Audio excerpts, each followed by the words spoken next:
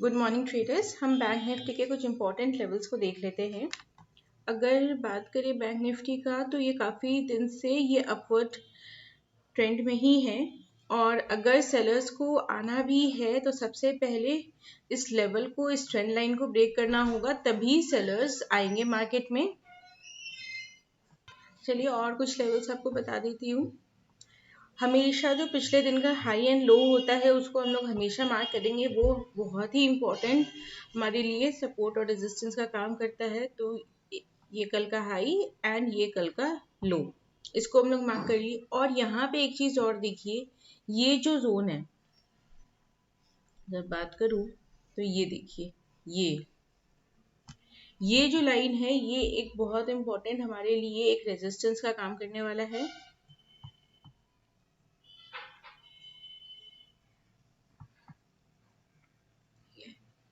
यहाँ पे 2 बार इसे रिजेक्शन मिला है और कल इसको, ये कल मेरे ख्याल से गैप अप ओपनिंग हुआ था।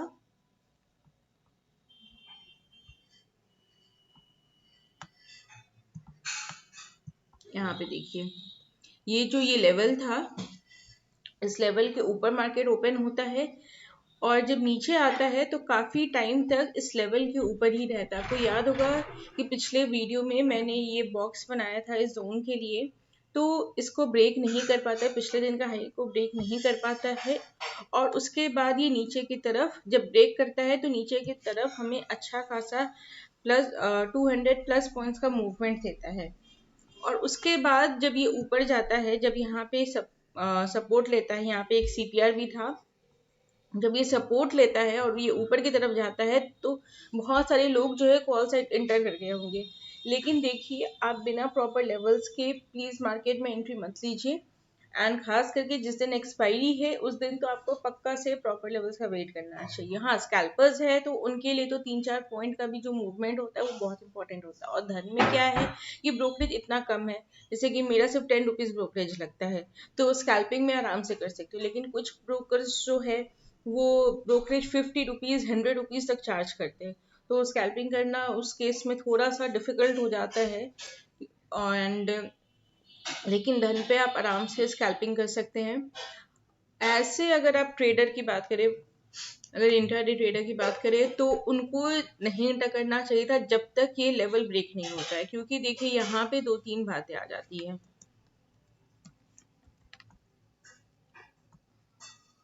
ये देखिए, ये सीपीआर से सपोर्ट लिया है और इसका जो ये कल सारे दिन जिस रेंज में था उस रेंज को ये तोड़ नहीं पाया। जब ये ऊपर की तरफ भी मूवमेंट करता है यहाँ से सीपीआर से सपोर्ट लेके, तो भी इस जोन को ब्रेक नहीं कर पाया, तो हमें यहाँ पे अभी एंट्री नहीं करना चाहिए था।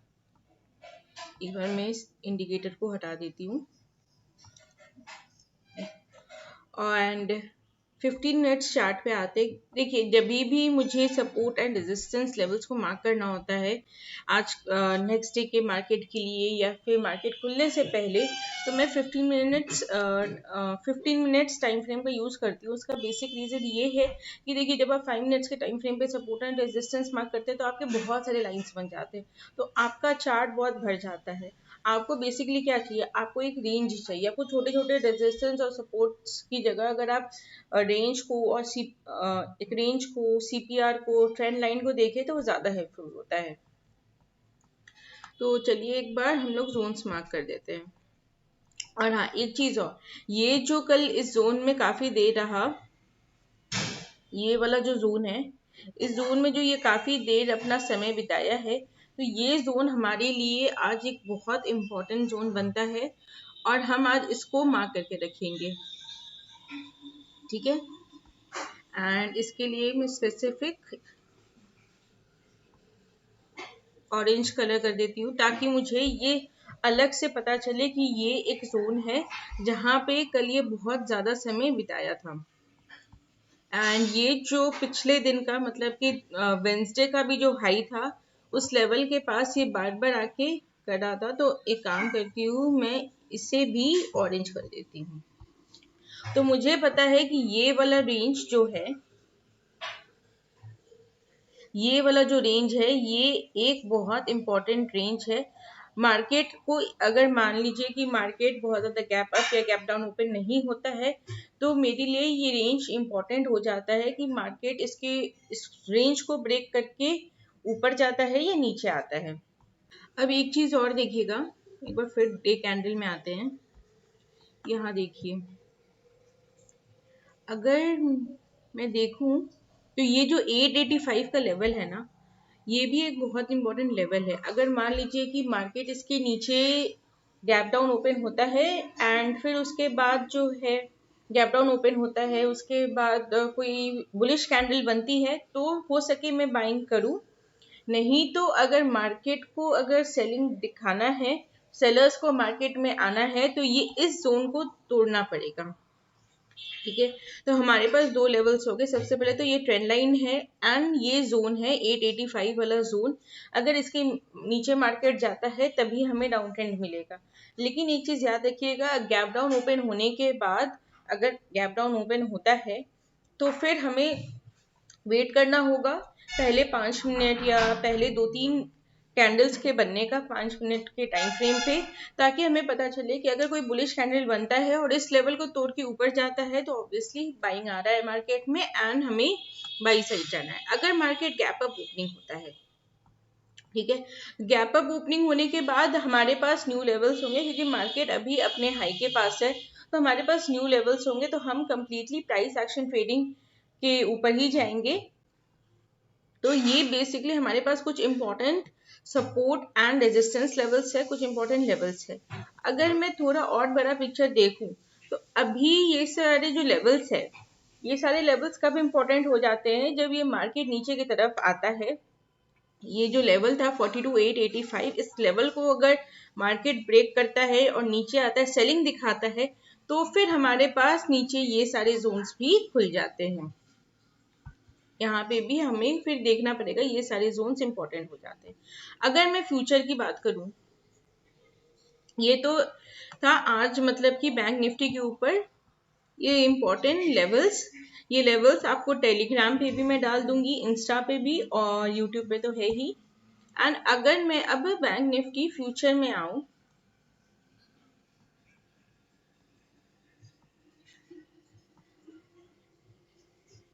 तो देखिए, ये जो लेवल्स है, ये जो दोनों दिन, जो ये वाला यहाँ पे मैं आपको मार्क करके दिखाती हूँ, वो दोनों कैंडल किस दिन का है। ये जो रेड कैंडल आपको दिख रहा है 28 नवंबर एंड ये जो कैंडल है, ये दोनों कैंडल का लगभग रेंज सेम है। तो यहाँ पे अगर बैंक निफ्टी फ्यूचर में भी मैं आके यहाँ पे इन दोनों कैंडल्स को अगर देखती हूँ तो देखिए, फ्यूचर में भी हमें वैसा ही रेंज मिल रहा है। ये और ये, ठीक है। एंड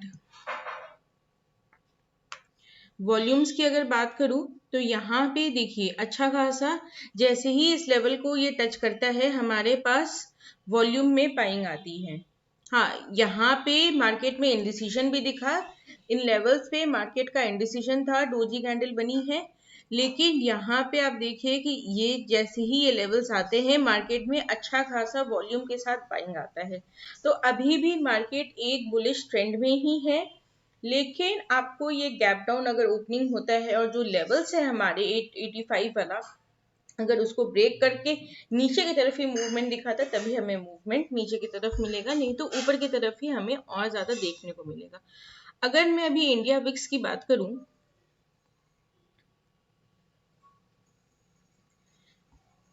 धन पे आपको सारे इंडाइसेस सब कुछ का इतना अच्छा क्लियर व्यू मिलता है कि आपको और कहीं जाने की जरूरत नहीं। सारे कुछ जो भी आपको एक ट्रेडिंग करते समय जरूरत पड़ता है या इन्वेस्ट करते समय आपको जो फंडामेंटल्स देखने होते हैं, सब कुछ आपको एक जगह समराइज करके मिल जाता है। SGX निफ्टी की अगर बात करूं तो ये देखिए 18,970 कल निफ्टी यहाँ पे था। चलिए एक बार निफ्टी का भी चार्ट देख लेते हैं हम लोग। उससे थोड़ा बहुत देखिए, बहुत ही रेयर केसेस में क्या होता है कि बैंक निफ्टी और निफ्टी अपोजिट डायरेक्शन में मूव करते हैं, नहीं तो ये नॉर्मली सेम डायरेक्शन में ही मूव करते हैं। अगर निफ्टी की बात करूं, अगर मैं डे चार्ट में नहीं इस पे आती हूँ, तो निफ्टी भी कुछ समय तक एक रेंज में रहता है, फिर रेंज को ब्रेक करके नीचे जाता है, लेकिन ये प्रॉपर जो है, ये पुट साइड तो एक मूवमेंट दिया है, लेकिन कॉल साइड लोगों को नहीं जाना चाहिए था। अगर अब गए हैं तो फिर आपको इस चीज में खुद को इम्प्रूव करने की जरूरत है कि आपको कब कॉल साइड जाना है, कब पुट साइड जाना है, आपके एंट्री एंड एग्जिट पॉइंट्स क्या होने चाहिए। एंड बहुत ज्यादा डाउन ट्रेंड नहीं कह सकते, क्योंकि निफ्टी भी जो है अभी अप ट्रेंड में ही है। यहाँ पे देखिए, इसमें भी अगर ये जब तक इस ट्रेंड लाइन का ब्रेकडाउन नहीं होता है प्रॉपरली, तब तक हमें नीचे की तरफ मूवमेंट नहीं देखने को मिलेगी। तो हम वेट करेंगे। अभी सेलर्स मार्केट में उतने ज्यादा एक्टिव नहीं है। हाँ, ऑब्वियसली अगर गैप डाउन ओपनिंग होता है तो हम वेट करेंगे कि कहीं बायर्स इसको खींच के ऊपर नहीं ले जाते हैं, और अगर जो लेवल्स है उस लेवल को ब्रेक करके सस्टेन करता है, कैंडल्स की क्लोजिंग होती है, जैसे यहाँ पे भी बताया ना 885, तो आपको उसके नीचे आपको एक कैंडल की क्लोजिंग चाहिए। ऐसा नहीं है कि बस उस चीज को ब्रेक किया आप एंटर करेंगे, आपको एक प्रॉपर कैंडल की क्लोजिंग चाहिए इस लेवल्स पे। तो अगर एसजीएक्स निफ्टी मार्केट्स में फिर से जाते हैं, यहाँ पे जो है लाइव मार्केट के बारे में भी आपको, यहाँ पे लाइव स्कैनर है, यहाँ पे टाइम टू टाइम किस स्टॉक में रेजिस्टेंस ब्रेक हुआ है, सपोर्ट ब्रेक हुआ है, वो सब अपडेट होते रहता है। तो वो भी मैं एक लाइव वीडियो बनाऊंगी एंड उसमें दिखाऊंगी कैसे आप उसके हेल्प से किसी आप इंट्राडे कर सकते हैं, इक्विटी में भी या ऑप्शंस में भी आप बाई सेल कर सकते हैं।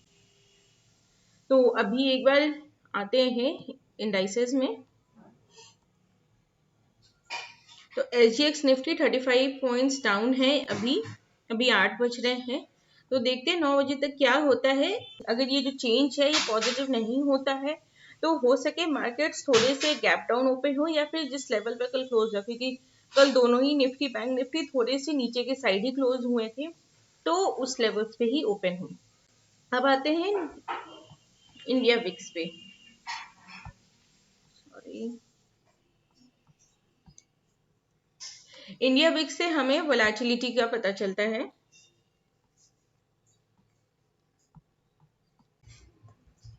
इंडिया विक्स कल था 13.36। देखिए, अगर मैं एक महीने पहले की बात करूँ तो ये 17 एंड 18 भी था, तो काफी ज्यादा कूल डाउन हुआ है इंडिया विक्स, इसीलिए हमें इतना अच्छा मूवमेंट दिख रहा है ऊपर की तरफ। वोलेटिलिटी मार्केट में थोड़ी सी रिड्यूस हुई है। अगर आप डेली भी देखें तो मार्केट काफी टाइम तक एक रेंज में रहता है, उसके बाद ही कोई मूवमेंट दिखाता है। एंड यहाँ पे देखिए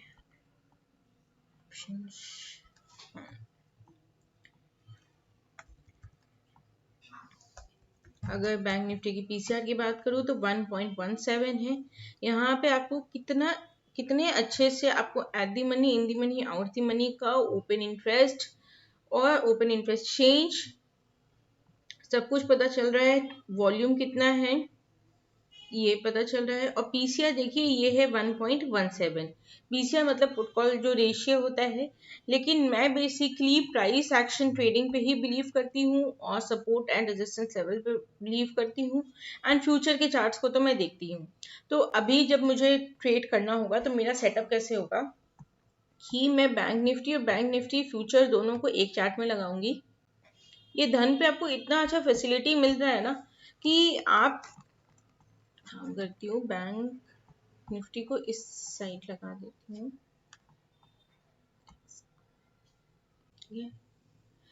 तो यहाँ पे हो गया निफ्टी बैंक और यहाँ पे निफ्टी बैंक का फ्यूचर्स।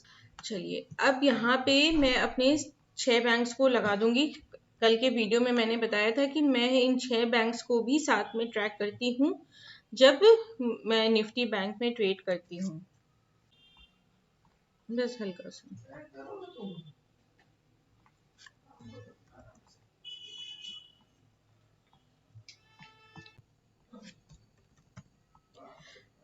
तो अब आपको यहाँ पे मैंने ये 6 बैंक्स को लगा दिया है। मेरे लिए ये 6 बैंक्स को देखना भी निफ्टी बैंक के फ्यूचर्स के चार्ट को देखने जितना ही इम्पोर्टेंट होता है, क्योंकि निफ्टी बैंक असल में क्या है, 12 बैंक को कंप्राइज करता है। निफ्टी बैंक जो कल आपको वो चार्ट दिखाया था, और उनमें से मेरे को लगता है कि ये 6 बैंक को देखना चाहिए, सबका अपना अपना नजरिया हो सकता है इसको देखने का। तो यहाँ पे आ जाते हैं सबसे पहले HDFC बैंक। कल HDFC बैंक में थोड़ा सा हम लोगों को सेलिंग दिखा है, कुछ समय तक रेंज में रहने के बाद HDFC में कुछ देर तक HDFC मतलब कि गैप अप ओपनिंग होता है, फिर थोड़े कुछ देर तक इस रेंज में रहता है और फिर ये थोड़ा सा हम लोगों को HDFC बैंक और सेलिंग प्रेशर में दिख रहा है। SBI की अगर बात करें तो SBI तो ठीक है, यहाँ पे थोड़ा सा हमें सेलिंग दिख रहा है, लेकिन फिर ये रेंज में ट्रैवल करके ये ऊपर की तरफ मूवमेंट शो करता है। बहुत ज़्यादा स्ट्रॉन्ग क्लोजिंग तो हमें नहीं दिखी है। ICICI बैंक, HDFC और ICICI का बहुत अच्छा मतलब कि वेटेज है, तो इन दोनों बैंक्स को खासा ध्यान रखिए। और कई बारी तो इन दोनों बैंक्स से ही बहुत ज़्यादा इफेक्ट होता है बैंक निफ्टी।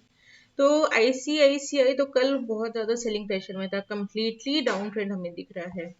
एक्सिस की बात करें तो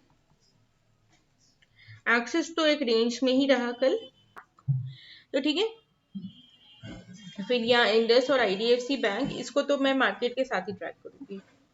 तो आप जब भी देखते हैं बैंक निफ्टी को, अगर बैंक निफ्टी में कुछ इंपॉर्टेंट लेवल्स आ रहे हैं तो आप देखिए कि क्या HDFC और ICICI में भी वैसा कुछ मूवमेंट आ रहा है, उसके बेसिस पे ट्रेड लीजिए। आई होप आज का भी दिन कल के दिन की तरह हमारा बहुत अच्छा रहे और हम आज अच्छा खासा मार्केट जब अपॉर्चुनिटी दे तो हम उस अपॉर्चुनिटी को कैप्चर कर सके। Have a great trading life.